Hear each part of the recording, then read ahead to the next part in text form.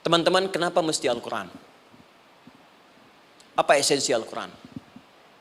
Dan kenapa Al-Quran diwahyukan pada Nabi Muhammad SAW? Apakah khusus untuk sekedar dibaca? Atau ada satu nilai yang sangat penting yang justru itu mengandung nilai mukjizat yang paling dalam dari Al-Quran? Yuk kita mulai dengan Al-Quran surah kedua Al-Baqarah ayat ke-38. Paling kanan sebelah atas. Disambungkan dengan Quran surah kedua ayat 185. Paling kiri pertengahan di mushaf. Quran surah kedua ayat 38 dengan Quran surah kedua ayat 185. Saya mulai dari kisah Nabi Adam. Saya pelan-pelan. Nabi Adam saat diciptakan oleh Allah, kemudian diberikan informasi bahwa beliau akan bertugas di bumi, beraktivitas di bumi. Disampaikan di Quran surah kedua ayat 30, paling kiri sebelah atas. Wa idh qala rabbuka lil malaikati inni ja'ilun fil ardi khalifah. Kata Allah, dan pelajari, ingat ketika kami menyampaikan pada para malaikat, kami akan menugaskan satu makhluk, manusia namanya Adam, di bumi tugasnya. Untuk menjalani hidup di bumi. Nah, secara singkat, setelah Nabi Adam turun ke bumi, di awal masa bersama Sayyidah Hawa, ya alaihi wassalam, maka ternyata bersamaan dengan turunnya Adam dan Hawa ke bumi itu, mereka berdua dibekali petunjuk. Yang dengan petunjuk itu, ini yang dahsyat.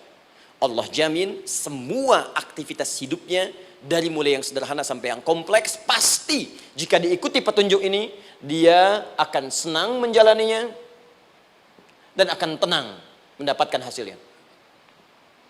Ya, perhatikan kalimatnya. Quran surah kedua ayat 38. Fokus. Qul nahbitu minha jami'a. Kata Allah, sekarang tiba saatnya. Adam, Hawa, turun kalian ke bumi. Kalau setan kita tinggalkan aja ya. Ini kita bahas Adam dulu. Turun kalian semua ke bumi. Fa imma ya'tiyannakum minni huda. Maka nanti sejak kalian tiba di bumi itu, aku akan turunkan satu petunjuk disebut dengan hudan namanya. Hudan. Fokus. Faman tabi'a hudaya, maka jika Anda dan keturunanmu mengikuti semua detil di petunjuk ini, fala khaufun 'alaihim wala hum yahzanun, maka aku pastikan engkau dan seluruh keturunanmu akan menjalani hidup di muka bumi dengan tenang dan senang. Fala khauf. Khauf itu gelisah, takut. Lawan dari takut apa? Tenang. Lawan dari gelisah, tenang. Kata Allah, jika Anda mengikuti tuntunan hidup yang ini, maka saya jamin semua hidupmu tenang. Walahum yahzanun. Dan saya pastikan selama hidup di muka bumi itu, kalian tidak akan pernah bersedih. Senang. Lawan sedih, itu senang. Jadi ternyata kita itu diminta tugas di bumi itu bukan untuk dipersulit. Jadi kalau ada yang hidup sampai saat ini sedih deh, di rumah tangga sedih, di kantor nggak tenang, pasti di antara poinnya bukan nggak mampu senang, tapi boleh jadi yang hidup ini tidak membaca petunjuk kehidupannya. Anda kerja di perusahaan, teman-teman ada yang di Pertamina, ada yang di yang lain. Kalau Anda nggak ikuti petunjuk, kan pekerjaan tidak akan berlangsung dengan nyaman kan? Kalau Anda nggak ikuti aturannya, bagaimana bisa mengerjakan petunjuk itu dengan nyaman? Maka apalagi hidup yang kompleks, kata Allah, sejak Adam saya turunkan, sudah ada petunjuk kehidupan, saya namakan dengan hudan. Anda ikuti petunjuk ini, maka langsung jaminan dari Allah, semua yang Anda jalani dalam hidup, pasti saya jamin senang dan tenang. Petunjuk ini disebut apa? Hudan. Nah, agak cepat. Di setiap masa, Nabi Adam selesai hidupnya, generasi kemudian berkembang, datang lagi Nabi Nuh, sampai ke Nabi Muhammad SAW. Perhatikan baik-baik. Setiap berganti generasi akan turun hudan sesuai dengan kebutuhan masyarakatnya pada saat itu. Baik, Nabi Musa menerima kitab apa namanya?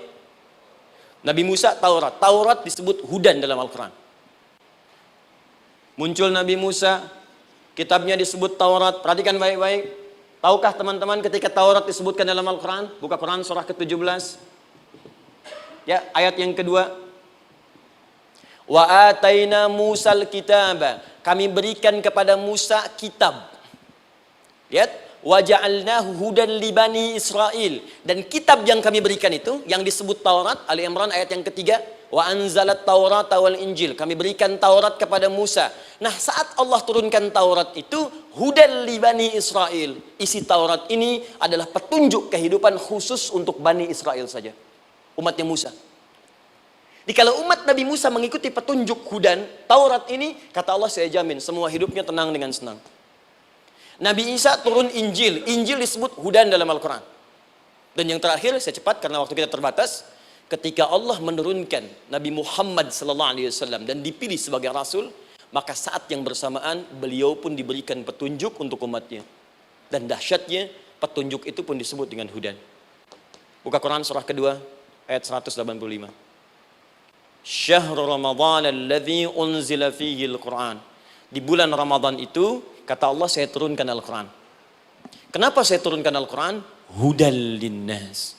Saya jadikan Quran ini sebagai petunjuk, pedoman hidup linnas, bukan terbatas untuk satu komunitas, tapi untuk seluruh manusia sampai kehidupan berakhir. An-Nas disebutkan 241 kali dalam Al-Quran, menunjuk pada semua manusia tanpa kecuali. Ini bedanya Al-Quran dengan kitab sebelumnya.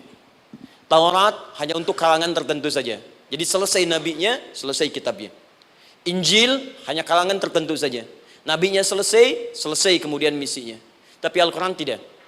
Ini kalimat pertama langsung dari Allah. Walaupun nabinya wafat, tapi karena Al-Qurannya didesain oleh Allah untuk seluruh manusia sampai kehidupan berakhir, maka pasti Al-Quran itu di setiap masa akan mampu dijadikan pedoman dalam kehidupan.